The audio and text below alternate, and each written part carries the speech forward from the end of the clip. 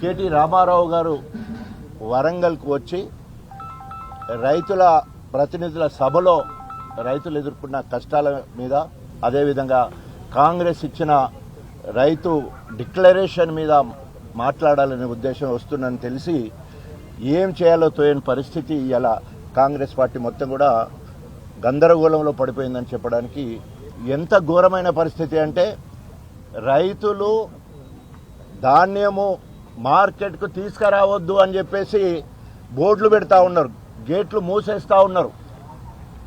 గణపురము జనగాం జిల్లాలో రెండో అతిపెద్ద మార్కెట్. అక్కడ స్వయంగా మార్కెట్ చైర్మనే స్టేట్మెంట్ ఇచ్చిన పేపర్లో గేట్లు తాళాలేసి రైతులందరూ కూడా గమనిస్తూ ఉన్నారు. తప్పకుండా కర్రు గాల్చి వాత పెట్టే రోజులు దగ్గరున్నాయి. ఈ రోజు అన్ని వర్గాలను మోసం చేశారు.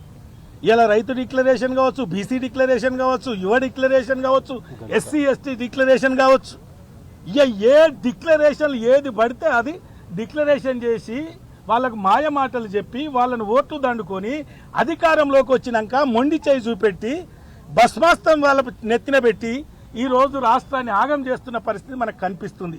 కాబట్టి ప్రజల పక్షాన తెలంగాణ తెచ్చిన పార్టీగా కేసీఆర్ గారి నాయకత్వంలో, కేటీఆర్ గారి నాయకత్వంలో ఈ రాష్ట్ర ప్రజలకు అండగా బీఆర్ఎస్ పార్టీ ఉన్నదని చెప్పడానికి అనేక కార్యక్రమాలు చేసినాం.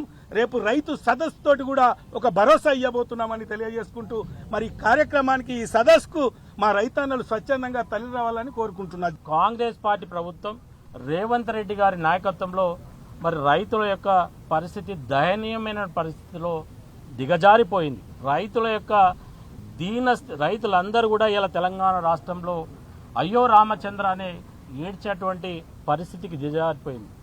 మే 6వ తారీఖున జరిగేటువంటి సభకి మరి రైతులందరూ కూడా ఈ రైతు సంగ్రామ సదస్సును విజయవంతం చేయాల్సినటువంటి బాధ్యత రైతులు తీసుకోవాలి.